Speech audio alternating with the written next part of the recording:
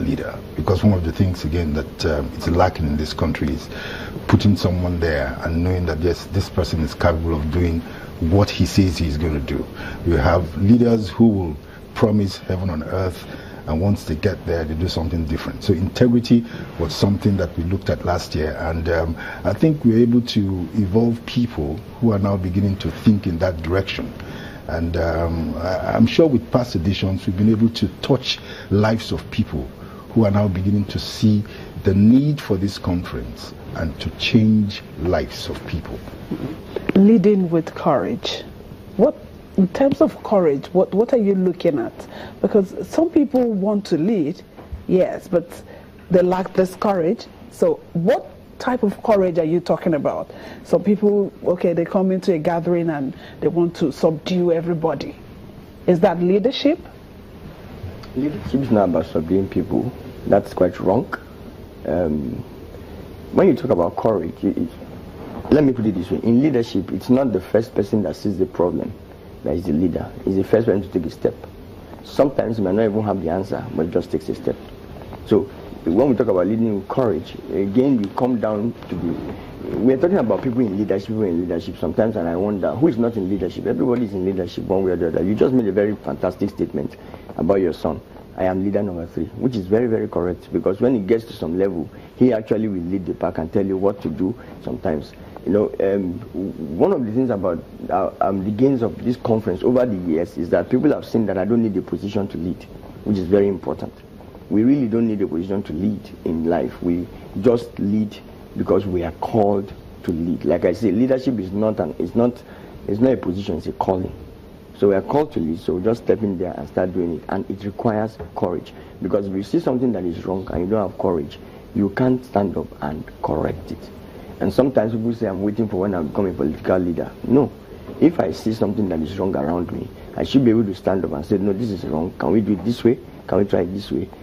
Sometimes people lack that courage to stand up and say, this is the way to go, or this is what we should just keep quiet. Maybe for fear of what will happen, fear of what people will say. But we are trying to introduce a new, not new, we're trying to push the concept of saying that, look, you can do the little you can do wherever you are, and then make a difference somehow. So for those who want to be part of this conference, what should they do? Is there a registration? You know, tell us about that. Yeah, we have. There's a registration. I think Pastor Mama will be better there for you to participate. It's a fee-paying conference. For you to be part of it, you need to pay 5,000 naira, and then you register. Some people will say, why do I need to pay? Well, value. Because it's value. I mean, some people look at some of these conferences as where I just come and listen and then go away. No, when it becomes a fee-paying conference, we're adding value to it. And you know that for you to pay 5,000 naira to come and listen to someone speak, then it's not a child's play. It's something I must get out of it.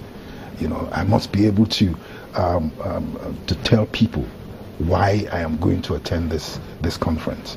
So registration is 5,000 naira, and that's sorry, you don't have it on the screen. It will come out there. Okay, so all the information is in there, how to pay, and the contact to also call in case you need further information, the websites and all that. Okay. I'm going to take you away from that. Okay. But I'm sorry it will come up by the time we're coming back again to ask you. He said something, and struck a chord. He said, a leader is that one who will see something and get up to do something about it. Now, sometimes you want to do something about it, and you've been put down, you've been put down, you've been put down. Does that stop you from being a leader? Does that mean you're no longer a leader because every time you want to do something, you're put back, you're put down? I don't think so. It's just like your job. You disseminate information. There are things you want the people to know. It's like you getting to know something and you want to talk about it, and someone saying, no, don't do it. Don't talk about it. Don't let people hear about it.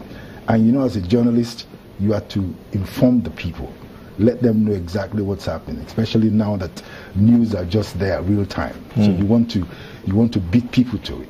So anybody wants to stop you, you're not ready. I mean, you just do your job, even if you're stopped. It doesn't stop you being a leader.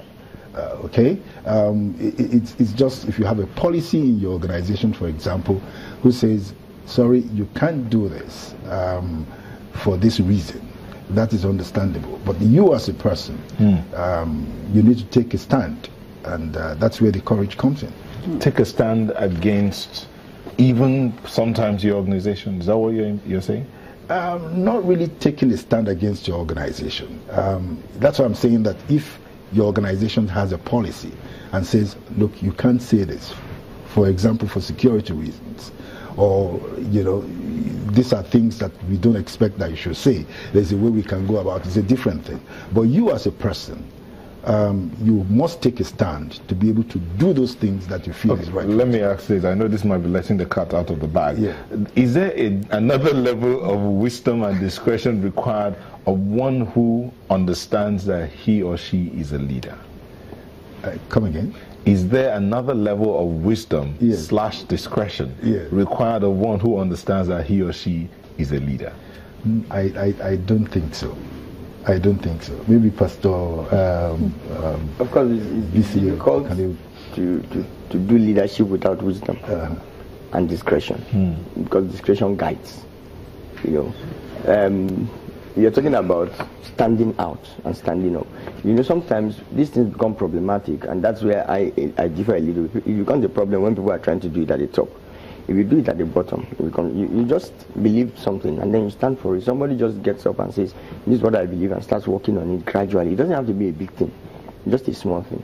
Okay, for example, I was speaking to some people one day. I didn't know it made a difference, and I told them that a poor person is somebody who use their car to splash water on you on a rainy day and not be able to stop to say sorry. Okay. I didn't know it affected. Some people are doing it now. All right.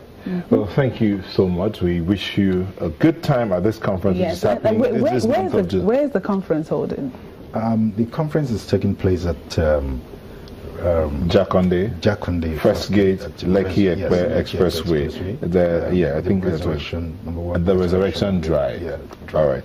Thank you so much. And it's happening this month of July? Yes, it's actually taking place on the 13th, Thursday and Friday. Thursday 13th and Friday 14th of July. All right. We wish you well. Be at the Resurrection Drive, Jakonde, First Gate, Lekki Expressway, Thursday 13th and Friday 14th of July. Thank you very much. Pastor Ados Momo and Bisi Akonde, members of the planning committee. Thank you both. We'll be back shortly. Please don't go away.